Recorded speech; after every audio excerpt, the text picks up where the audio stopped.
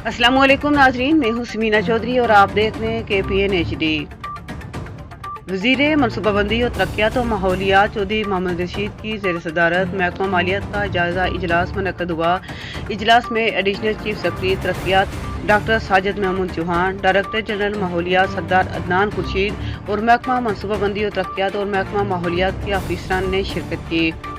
इजलास में आज़ाद कश्मीर के कुदरती माहौल को दरपेश खतरात और उनसे बचाव की गरज से रियासती सतह पर माहौल बचाओ आगाही मुहिम शुरू करने का फैसला किया गया। इस मकसद के लिए रियासत के तरक्याती प्रोग्राम 2021-22 के लिए खत्ती रकम मुख्तस करने का भी फैसला किया गया।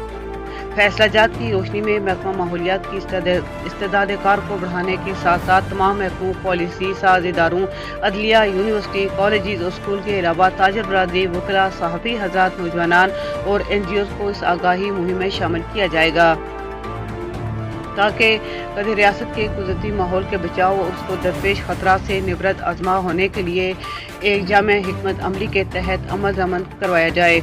इजलास में इस मकसद के लिए बनाए गए प्रोजेक्ट के खदोखाल ज़ेरे बहस आए और मुताबिकन फैसला जात किए गए, जिनकी रोशनी में 1 मार्च 2022 से माहौल आगाही बचाओ प्रोग्राम का आगाज़ किया जाएगा।